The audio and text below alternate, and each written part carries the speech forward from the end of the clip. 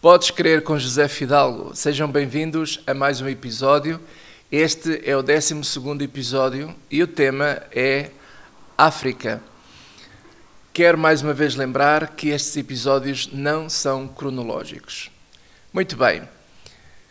Eu tive o privilégio de trabalhar, colaborar com a Igreja Maná em 7 países do continente africano. O primeiro dos países que eu comecei a colaborar foi com Angola e depois visitei mais 6 países: Cabo Verde, Guiné, Namíbia, São Tomé, África do Sul e também Moçambique. Conheci pessoas fantásticas. Todos sempre me trataram muito bem e todo o trabalho que estive envolvido com essas igrejas nesses países foi um trabalho muito bonito, porque houve uma temporada na Igreja Maná que eu fui o responsável pela editora, a Editora Maná. A Editora Maná, durante muitos anos, e hoje ainda deve ser assim, penso eu, provavelmente tem outro nome, não sei, mas durante muitos anos ela foi responsável pelo envio de livros, de bíblias, de CDs, VHS, cassetes áudio, enfim. Então, nós trabalhávamos, neste caso eu, conjuntamente com uma equipe de pessoas, e em cada país tínhamos uma pequena administração que colaborava com a sede em Lisboa para que este processo de envio de material, que era toneladas de livros e bíblias e cassetes e CDs, etc., eram enviados para todos os países de África, neste caso, nestes 7 países africanos. E foi, de facto, um tempo maravilhoso, como eu disse. Conheci pessoas fantásticas e todos os colaboradores que estiveram a colaborar comigo neste projeto com a editora, não há nada a dizer deles em desabono, pelo contrário, só em abono, foram todos maravilhosos. Mas deixa-me contar um pouco como é que a presença da Igreja Maná começou a surgir no continente africano. Tudo começou nos anos 90, com uma senhora angolana, a Dona Antónia, que tive também o privilégio de a conhecer, que ela tinha uma casa em Luanda e tinha também um quintal.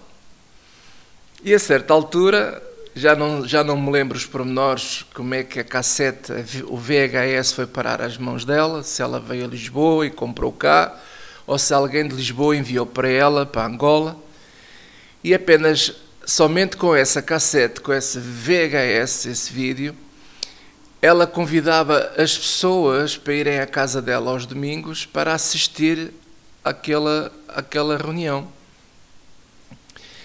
E as pessoas gostavam tanto que na semana a seguir vinham mais. E a cassete era sempre a mesma. E isto aconteceu semana após semana, semana após semana, até que ao ponto ela começou a ficar assustada com tanta gente que aos domingos se juntavam no quintal dela para verem aquela cassete VHS, que era uma reunião de domingo aqui em Lisboa, reunião essa presidida pelo Jorge Tadeu. Nós gravávamos as reuniões de domingo em áudio e também em VHS. E a senhora teve a coragem de telefonar para Lisboa e contava, na altura, a Jorge Tadeu, de que havia dezenas e dezenas, e mais tarde centenas de pessoas, que ela não sabia mais o que havia de fazer com elas, e ela pedia que enviássemos para lá pastores para pastorear aquele pessoal. E os primeiros telefonemas ninguém acreditava nela. Achávamos que aquilo era conversa fiada, enfim. Ninguém acreditou muito nela, mas ela não deixou de telefonar e insistiu, ela foi persistente, até que um dia decidiram ir a Angola. Jorge Tadeu foi a Angola e foi verificar que era verdade o que estava a acontecer. E nesse tempo havia ainda a guerra civil. Havia uma guerra terrível entre o MPLA e a UNITA, entre os dois líderes, o Jonas Savimbi, creio que é esse o nome, se não é, olha, peço desculpa, e também o José Eduardo dos Santos. E então, era um momento difícil em Angola, devido à guerra civil, mas ao mesmo tempo havia, de facto, uma fome pelo Evangelho. E quando se chegou lá e se verificou que aquilo que a senhora falava era verdade, foi um susto e logo se tratou de enviar para lá pastores para ajudar. E assim foi. Claro que isto levou algum tempo, foi preciso escolher algumas pessoas, falar com os casais, enfim. E tudo isto teve assim algumas semanas ou meses de proceder a esse envio, e foram enviados alguns casais aqui de Lisboa para Angola. E assim começou o trabalho em Angola, a igreja, que foi uma coisa também, digamos assim, vou usar esta palavra, sobrenatural, uma coisa que do nada, através de uma cassete VHS e através de uma só mensagem, de uma pregação que foi ministrada aqui em Lisboa, dezenas e dezenas e mais tarde centenas de pessoas se juntaram e ouviam sempre a mesma mensagem. Como eu já disse e volto a dizer, Jorge Tadeu, nos primeiros anos, quando a Igreja Maná começou em Portugal, de facto ele ensinava a palavra de Deus. Ele ensinava a Bíblia. Ele levava as pessoas a abrir a Bíblia e a ler e a estudar. Havia os grupos familiares, que havia ensino. Agora, com o tempo, não é? Tudo isso se foi desvirtualizando. Infelizmente, como já mencionei nestes vídeos, o ensino atual da Igreja Maná está uma lástima. Está uma lástima porque nem sequer já se abre a Bíblia. O que se prega são os livros do Jorge Tadeu. Então, abrem-se os livros de Jorge Tadeu e leem-se os livros nos púlpitos das igrejas. O que é, de facto, uma aberração. Porque o que nós temos de fazer é ensinar à igreja, às pessoas, a palavra de Deus e não a palavra de homens. Mas, enfim, isso depois ficará por outras núpcias. Mas, na altura, o ensino, podíamos não saber muito, e o Jorge Tadeu podia não saber muito, mas o que ele sabia, em termos de ensino da palavra de Deus, ele ensinou e ensinou bem. Por isso as pessoas gostavam.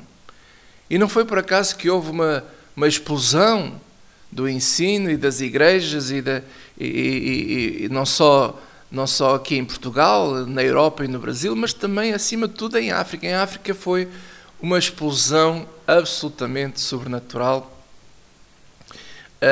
de tal maneira que, com os anos, Angola, a igreja em Angola, era a maior igreja de todas. A maior igreja, porque tinha milhares e milhares de pessoas, aos fins de semana, nas reuniões de domingo, para ouvir a palavra de Deus. E foi assim que tudo começou, por causa de uma senhora que se predispôs a convidar os seus amigos, os seus conhecidos, ao seu quintal e colocar uma cassete VHS para que as pessoas pudessem ouvir o Evangelho. Que coisa bonita! É absolutamente bonito isto. Quem dera que houvesse mais Donas Antónias por este mundo fora, que fizessem isso.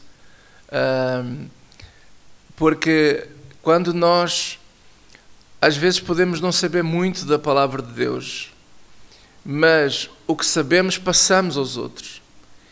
E convidamos e evangelizamos as pessoas e falamos de Jesus e do amor de Deus. Quão bonito isso é, meus amados.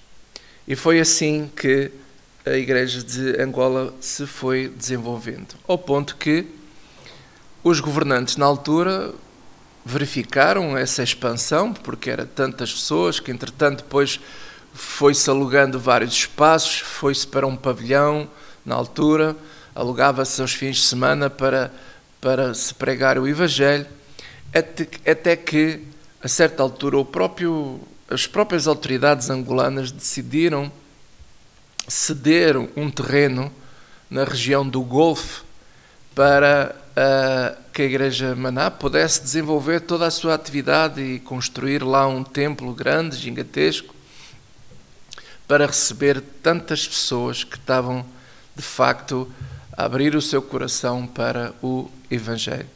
E assim foi. Esse terreno foi concedido. Os termos da concessão eu não as sei exatamente, mas de facto foi concedido, e o bonito de tudo foi que no início não havia lá nada, só havia terra, e as pessoas traziam de casa as cadeiras e os chapéus de sol e chapéus de chuva para assistirem às pregações. A única coisa que a igreja na altura disponibilizava era, montou um palcozinho com umas colunazinhas de som e o resto era as pessoas que traziam de casa. Elas traziam as cadeiras, cada um levava a sua cadeira para se sentar no terreno e levava também os seus chapéus, e claro, se quisessem comer alguma coisa tinham que levar comida também com eles, não havia hipótese. Mas, de facto, foram momentos absolutamente bonitos, lindos mesmo, de ver a fé, o amor, a perseverança de todas aquelas pessoas. Foi de facto fantástico. Depois lembro-me também do célebre batismo nas águas, que foram milhares de pessoas batizadas numa só vez, numa praia em Luanda.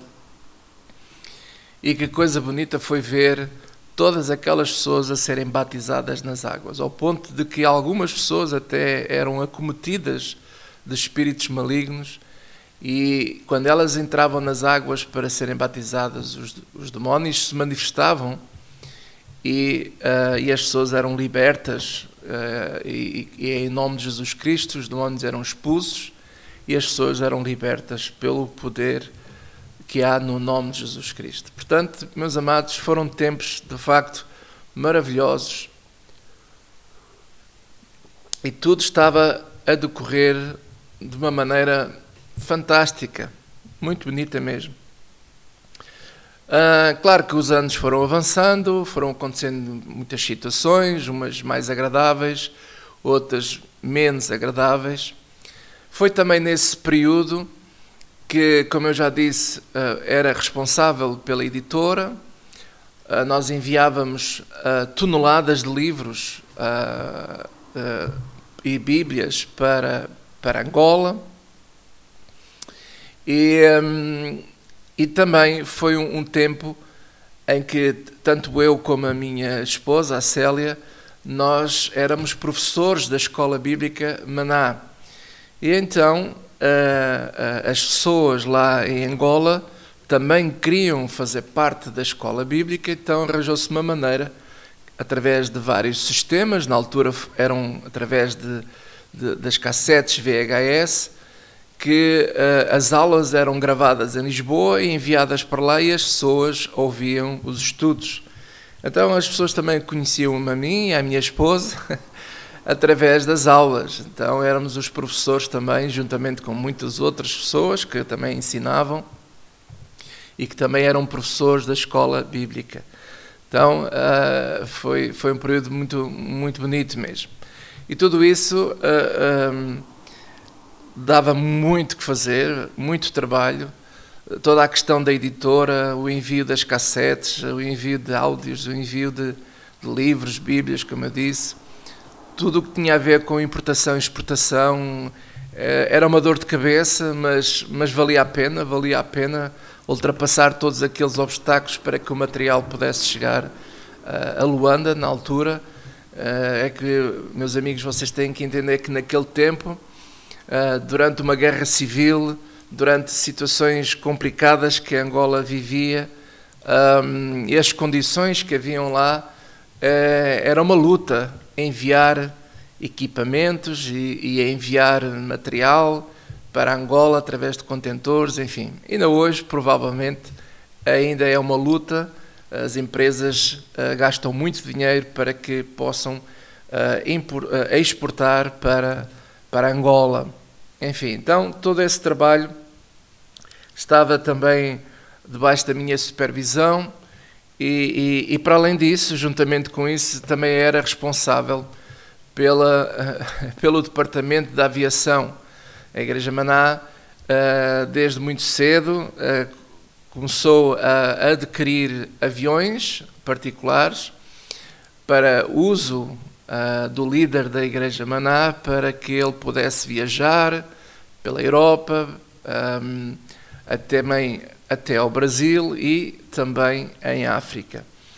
E eu era responsável por esse departamento durante algum tempo. O meu trabalho era supervisionar, verificar que os pilotos faziam o trabalho deles corretamente, porque apesar de nós confiarmos nos pilotos, nós tínhamos que nos certificar de que eles também cumpriam com os seus trabalhos e inclusive até acompanhá-los aos Estados Unidos, ao Flight Safety, para que uma vez por ano eles têm que fazer treinos específicos em simulador, e tudo isso requer licenças, requer renovações de licenças e toda essa parte logística era o Departamento de Aviação que tratava, bem como os planos de voo, enfim. Então era uma série de trabalhos que estavam a meu cargo e que muitas vezes tínhamos que planear todo esse trabalho para o continente africano. Muitas viagens foram feitas também para a África, e, enfim, então tudo isso dava muito trabalho e é claro, e foi através de todo esse trabalho que eu conheci muitas pessoas, das quais eu louvo a Deus por conhecer essas pessoas. E como eu disse, até hoje, ainda muitas dessas pessoas são meus amigos. Tenho a certeza que se eu for lá, eles me recebem, a mim e à minha esposa, nas suas casas. Glória a Deus por isso. Agora, dito isto, deixe-me só também dizer, quanto ao trabalho das igrejas especificamente, e eu não tinha qualquer intervenção em África, porque eu tinha os meus colegas bispos que tinham a mesma autoridade que os bispos das nações têm, e eles é que cuidavam disso. Portanto, eu nunca tive envolvido diretamente com nenhum trabalho de igreja nenhuma em África, a não ser o ensino através da escola bíblica. Como eu já disse, tanto eu como a Célia éramos professores da escola bíblica, bem como muitos outros professores, e então era mais por isso que nós éramos conhecidos nas igrejas em África. Agora, dito isto, há uma coisa que eu tenho que contar, porque já foi referido num destes episódios uma situação que tem a ver com isto que agora vou contar. Este é o assunto que mais me chocou e que pela primeira vez, foi aqui que pela primeira vez eu comecei a pensar em sair da Igreja Maná. Porque, meus amigos, deixem-me dar aqui um exemplo. Imagine um casal de namorados. Começam a namorar e começam-se a relacionar.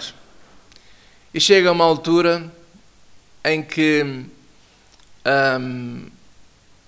um deles pede em casamento, o outro aceita e casam-se. E depois de se casarem, começam a surgir vários problemas. Problemas esses que levam muitas vezes os casais ao divórcio. E esses problemas têm quase sempre origem de uma deformação de caráter que ambos têm, que demonstram sinais de os ter, mas que nunca fizeram nada para lidar com esses sinais, para mudar essa situação por amor ao outro. Porque, por vezes, são esse tipo de caráter que não foi moldado que vai provocar grandes problemas de relacionamento. E muitas vezes ouvimos casais a dizer assim: e quando eu namorava, eu já me apercebia de certas coisas, mas eu fechei os olhos, pensei que ele ia mudar, que o casamento iria mudá-lo, mas não mudou. Nem mudou a ele, nem mudou a ela. E normalmente é assim. Normalmente, quando nós vemos certos sinais que não são bons, se nós pensamos que ao casar a pessoa vai mudar, estamos enganados. Porque normalmente não muda, pelo contrário, acentua-se mais esse sinal, essa deformação de caráter que essa pessoa tem, e que se você não conseguir viver com isso, é muito difícil manter o relacionamento saudável, ao ponto depois de ter que haver um divórcio. E eu digo isto porquê? Porque, na verdade, já fazia alguns anos que Jorge Tadeu vinha a demonstrar certos sinais que nós achávamos que é normal. Ele é ser humano, ele falha como qualquer um. Temos que ter paciência, temos que perdoar. Pode ser que ele melhore, pode ser que daqui a mais uns tempos ele já não seja mais assim. E, na verdade, esse seria o caminho correto. Quando alguém não está bem, quando alguém tem uma deformação de caráter, quando alguém tem algo que não é bom, o Evangelho de Jesus Cristo nos ajuda a transformar-nos. Por isso é que Paulo dizia que o Evangelho de Jesus Cristo é o poder de Deus para a salvação de todo o ser humano. O Evangelho de Jesus Cristo tem o poder para nos tornar semelhantes a Jesus e não o contrário. Ora, se o Evangelho não nos está a transformar, alguma coisa está errada. E normalmente é connosco. E porquê é que é connosco? Porque nós não queremos dobrar o joelho, não queremos obedecer ao que o Evangelho nos ensina, porque nós queremos continuar a fazer a nossa vontade e não a vontade de Deus. E quando assim é, fica difícil a transformação de caráter na vida de uma pessoa. E essa deformação, que quando não é lidada e não é curada pelo poder do Evangelho, essa deformação de caráter vai se agravando com o tempo. E hoje eu olho para trás e quando eu vejo aquilo que hoje é Jorge Tadeu e a Igreja Maná, são sintomas que já existiam há muitos anos atrás e que se agravaram ao longo do tempo e que hoje as coisas ficaram piores. Ao ponto de que, verdadeiramente, dá-me a mim a entender que a Igreja Maná tornou-se numa seita. Verdadeiramente numa seita. Porque de Evangelho de Jesus Cristo já não tem nada. Porque existem equívocos gravíssimos no ensino do Evangelho, no ensino que se pratica atualmente na Igreja Maná. E que já se pratica há uma série de bons anos, algumas dezenas de anos. E tudo porquê? Porque não se lidou com estes sintomas. Então, há pouco eu estava a dizer que um dos assuntos que me chocou, que pela primeira vez me fez pensar, espera lá, aqui qualquer coisa está errada, eu tenho que ter cuidado. E eu tenho, provavelmente, pensar em sair mesmo desta instituição, porque está aqui qualquer coisa que não bate certo. Tudo por causa do quê? De sintomas que nós vemos. Só que, o que é que acontece muitas vezes? Como acontece com alguns casais, que eu estava a dar o exemplo, Eles veem as coisas, mas fecham os olhos e pensam, não, isto vai mudar. E foi o que aconteceu comigo. Eu pensei, bem, pode ser que isto passe. Foi uma coisa grave, mas pode ser que isto passe. Mas não passou. Pelo contrário, infelizmente, foi-se agravando ao longo dos anos. Então o que é que aconteceu? Certo dia, numa certa viagem a Angola, o bispo principal de Angola dá uma notícia maravilhosa a Jorge Tadeu e a todos nós, de que a empresa Sonangol entregou à Igreja Maná um donativo de vários milhões de dólares para que pudéssemos construir uma clínica no Golfo, no terreno que foi concedido pelos governantes na altura, não é? E então a ideia era construir no Golfo essa clínica com esse valor que Sonangol colocou à disposição da Igreja Maná. A única coisa que eles pediam, o que eu acho aparentemente normal, é que no dia que a clínica fosse inaugurada, que estivesse lá o nome de Sonangol como aquele que foi o participante, aquele que ajudou a construir aquela clínica. E a ideia é que pudéssemos dar consultas de clínica geral e não só, também de outras especialidades, como por exemplo de dentista, para que as pessoas pudessem ter consultas bastante baratas ou até mesmo gratuitas, para quem não pudesse, por qualquer motivo, pagar. E era de facto uma ideia brilhantíssima, bonita, fantástica, num país que na altura tudo era necessário, havia falta de muita coisa, a maior parte das coisas vinham do exterior para Angola, Angola quase que não produzia nada, e então era importante este projeto. O problema é que ficamos naquele dia, naquela reunião, todos muito contentes, fomos todos dormir. No dia seguinte, Jorge Tadeu decide chamar toda a gente e diz, naquela reunião, que o dinheiro desse donativo, que não era mais para a clínica, mas era para que ele pudesse comprar um avião a jato. Bem, o clima, caiu ali uma pedra de gelo, ficaram todos assim basbacados a olhar para o homem. O bispo principal de Angola ficou atónito, tipo, o que é que está aqui a acontecer?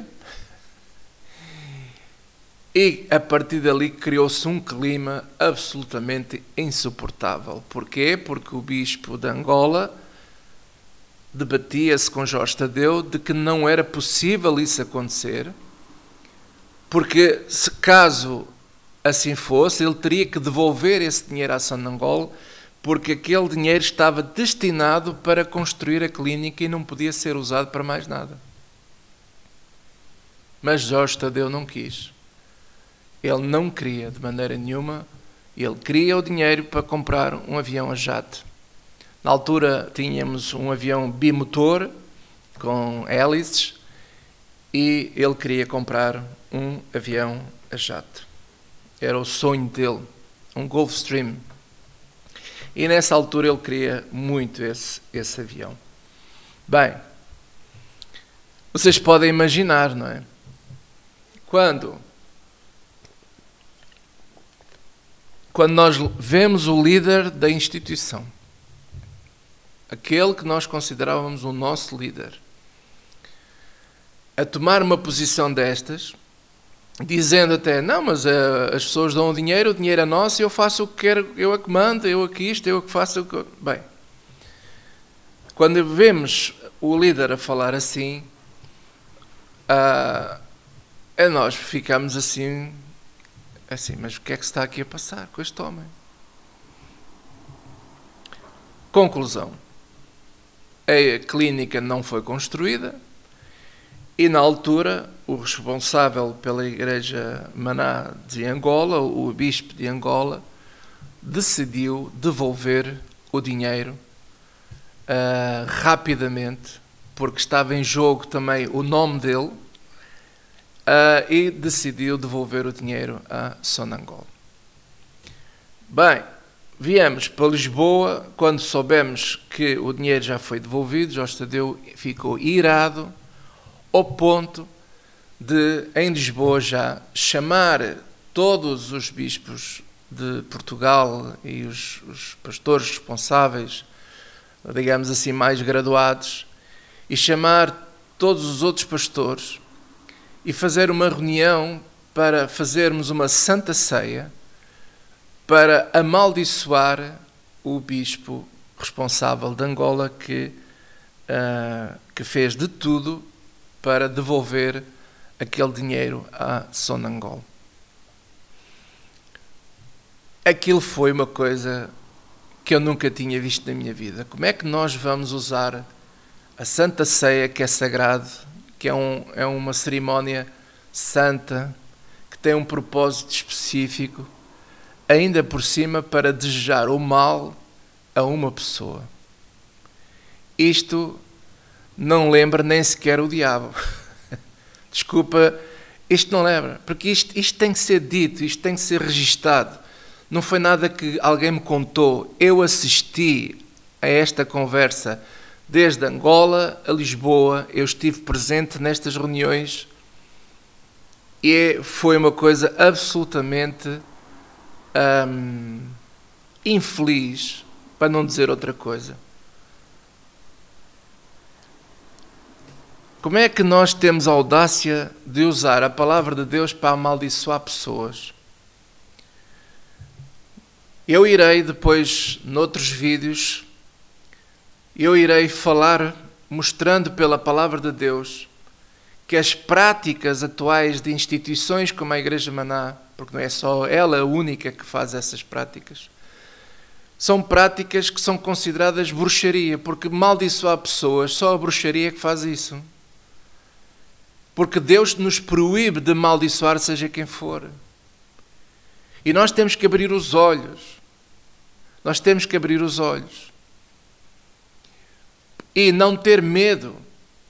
Porque se Deus é por nós, quem poderá ser contra? Eu sei que muitas pessoas hoje vivem com medo. Medo da maldição. Medo de que... por exemplo, há pessoas que viram milagres acontecer nas suas vidas pessoais na Igreja Maná, e elas hoje sabem que a Igreja Maná está errada, mas não saem da igreja com medo de perder aquela bênção que um dia teve. E eu pergunto, mas foi Deus que te deu essa bênção ou foi a Igreja Maná que te deu essa bênção?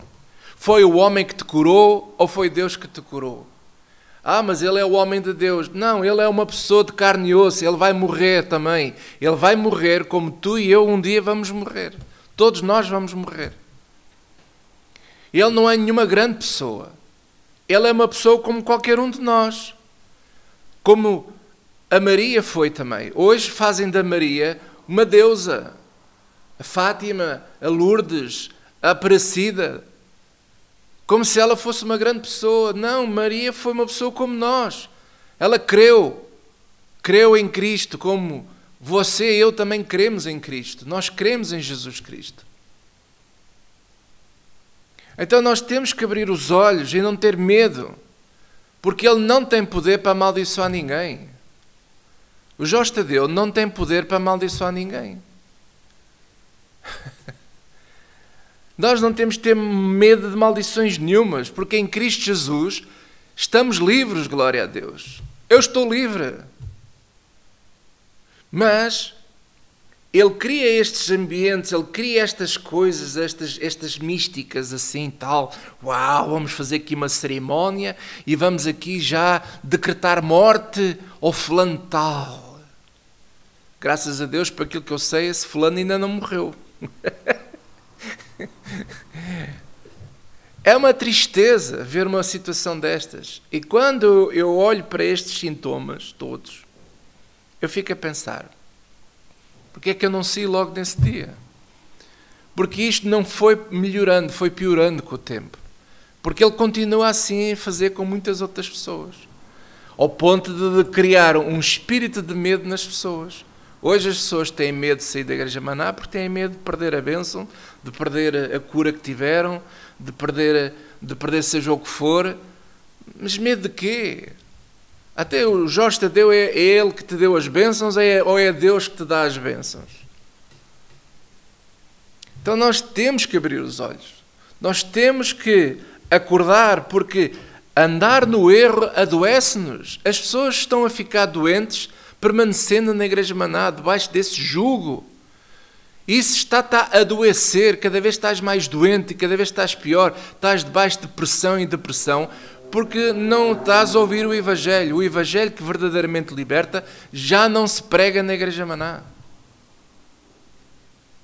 O que se prega na Igreja Maná é um espírito de medo, de opressão, que se agravou. E que na altura eu comecei a ver estes sinais e a gente pensa, ele vai mudar. Não muda. Ele não vai mudar. Infelizmente ele não vai mudar. E isto é daquelas coisas que têm que estar registadas e têm que ser faladas. E alguém pode dizer assim, você está aí a falar dessa maneira, você está a julgar. A Bíblia diz, não julgueis para que não sejais julgados. Irmão, amigo...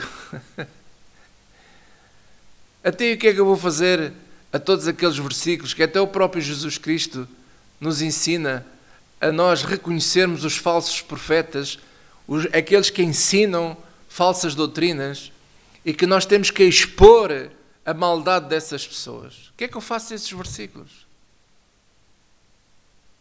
Como é que uma pessoa vai ficar calada diante de erros gravíssimos deste? Calado fiquei eu muitos anos e que eu estou arrependido. Porque quem se cala é conivente. E eu fui conivente durante muitos anos. Conivente com o erro, do qual eu estou arrependido. E que Deus me dê a graça de poder ensinar e de ajudar as pessoas a ver onde é que está o erro. Eu não desejo mal nenhum a Jorge Tadeu. Eu não quero que ele morra, nem quero que lhe nada... Quer dizer, ele vai ter que morrer um dia, não é? Mas o que eu quero dizer é que eu não desejo mal nenhum a ele. Oxalá que ele tenha muita saúde. O que eu sou contra e o que eu luto é contra o erro, contra o espírito de erro, contra o engano, contra a falsidade, que tem que ser exposto. Para quê? Para que no mínimo haja arrependimento. E por aqueles que estão debaixo desse jugo, possam sair desse jugo. E por isso, meu amigo, eu quero encorajar você a sair o mais rápido possível de uma situação idêntica. Quer seja dentro da Igreja Maná, ou seja de qualquer outra instituição que tenha este mesmo maneira de operar, este espírito de operar, que é um erro absolutamente terrível. Amaldiçoar pessoas. E não foi por acaso que nessa altura, com toda essa situação, depois Jorge Tadeu ficou proibido de entrar em Angola durante muitos anos. E só voltou agora a entrar porque houve uma mudança de governo, porque durante o governo de José dos Santos, durante o governo desse presidente que faleceu, o ex-presidente de Angola, ele não podia entrar lá. Ao ponto de que nem o nome da Igreja Maná podia ser mais mencionado, que eles tiveram que alterar o registro da igreja e passar a chamar Josafate. Isso, pois, é outra coisa. Mas, infelizmente, este modo de operar, esta prepotência, esta coisa de querer ser o grande chefe, como se ele e Deus fossem muito, muito amigos e os outros são uns parvinhos que andam aqui embaixo e que têm que ouvir o que ele fala, porque Deus fala com ele, não fala connosco, fala com ele para depois ele falar connosco. E depois andamos ali todos a toque de caixa porque ele ouviu Deus a falar com ele para ele falar connosco.